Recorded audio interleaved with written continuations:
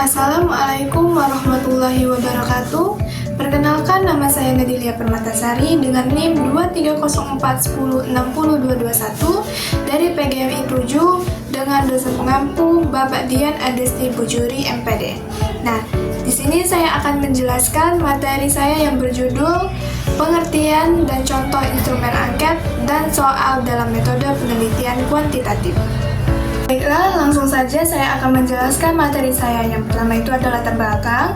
Dalam dunia penelitian kuantitatif, keberhasilan suatu penelitian sangat bergantung pada kualitas data yang dikumpulkan. Data yang valid dan reliable hanya dapat diperoleh melalui sistem penelitian yang tepat dan terstandar. Instrumen penelitian dalam metode kuantitatif terdiri dari berbagai alat ukur yang dirancang untuk mengumpulkan data numerik secara sistematis, sehingga memungkinkan analisis statistik yang objek dan konsisten. Dua instrumen penting yang sering digunakan adalah angket atau kuesioner dan soal atau tes. Angket digunakan untuk mengumpulkan data tentang sikap, pendapat, dan karakteristik responden secara terstruktur dengan skala pengukuran yang jelas. Sedangkan soal berfungsi untuk mengukur kemampuan atau pengetahuan responden sesuai dengan tujuan penelitian. Adapun rumusan masalah dan tujuan dalam materi saya, rumusan masalahnya yaitu adalah pengertian dan contoh instrumen angket dan soal dalam metode penelitian kuantitatif, dan tujuannya untuk mengetahui dan memahami pengertian contoh instrumen angket dan soal dalam metode penelitian kuantitatif. Baiklah, selanjutnya saya akan menjelaskan materi saya, yaitu pengertian angket. Angket atau kuesioner merupakan teknik atau cara pengumpulan data secara tidak langsung atau penelitian tidak langsung bertanya jawab dengan responden. Instrumen atau alat pengumpulan datanya juga disebut angket, berisi jumlah pertanyaan atau pernyataan yang harus dijawab atau direspon oleh responden. Bentuk pertanyaan pada angket dapat bermacam-macam, yaitu pertanyaan terbuka, pertanyaan terstruktur, dan pertanyaan tertutup. Selanjutnya, pembagian angket. Nah, yang pertama, angket terbuka. Angket terbuka berisi pernyataan, pertanyaan, atau pertanyaan yang bisa dijawab atau direspon oleh responden secara bebas. Tidak ada anak pertanyaan rincian yang memberikan arah dalam pemberian jawaban atau respon. Responden mempunyai kebebasan untuk memberikan jawaban atau respon sesuai dengan persepsinya. Dengan kata lain, yang dimaksud dengan angket terbuka atau angket tidak terstruktur adalah angket yang disajikan dalam bentuk sederhana sehingga responden dapat memberikan isian sesuai dengan kehendak dan keadaannya. Yang kedua yaitu angket tertutup. Pada angket tertutup, pernyataan atau pertanyaan yang sudah disusun secara terstruktur, di samping ada pertanyaan pokok atau pertanyaan utama, juga ada anak pertanyaan atau sub-pertanyaan. Dalam angket tertutup, pertanyaan-pertanyaan telah memiliki alternatif jawaban yang tinggal dipilih oleh responden. Angket memudahkan peneliti mengumpulkan data dari banyak responden secara efisien dengan cara yang seragam, sehingga hasilnya dapat dianalisis secara statistik dan dipercaya secara ilmiah. Angket juga dirancang agar mudah diisi dan meminimalkan bias dalam pengumpulan data. Nah, selanjutnya ada contoh-contoh instrumen angket. Nah, bisa teman-teman lihat di sini ada tabel. Ini adalah contoh instrumen angket dan soal dalam skripsi. Nah, di dalam tabel ini berupa ada pertanyaan atau pilihan jawaban atau tingkat persetujuannya. Bisa dipilih sangat setuju, setuju, tidak setuju, atau sangat tidak setuju.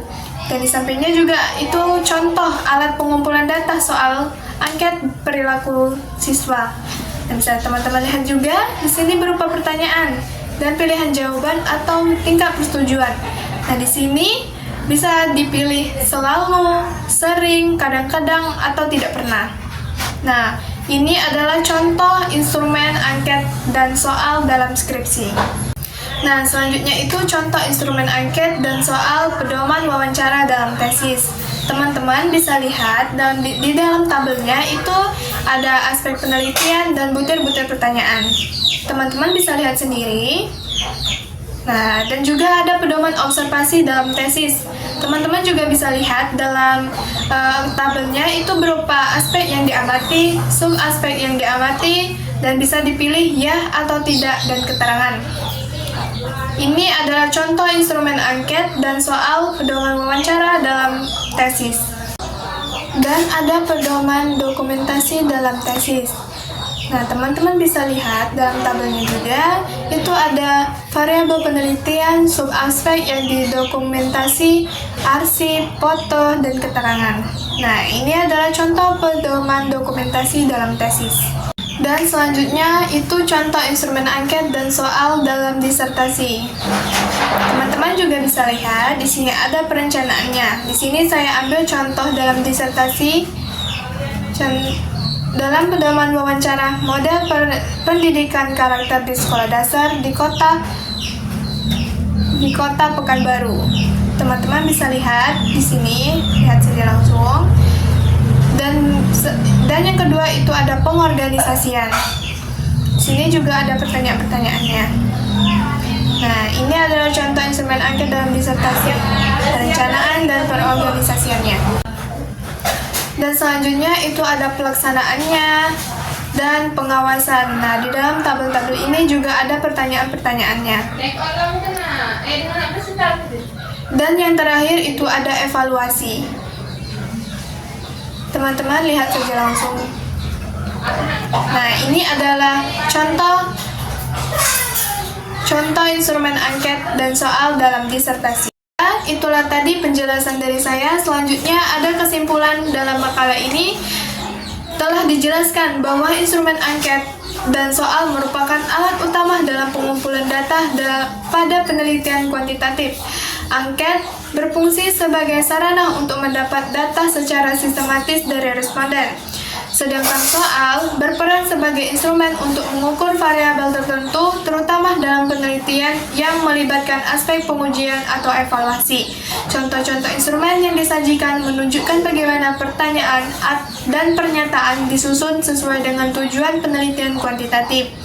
Dengan memahami pengertian dan fungsi kedua instrumen ini, peneliti dapat merancang penelitian yang lebih terstruktur dan sistematis, mendukung tercapai hasil penelitian yang akurat dan objektif. Baiklah teman-teman, itu saja penjelasan dari saya. Saya akhiri, wassalamualaikum warahmatullahi wabarakatuh. Por más que possa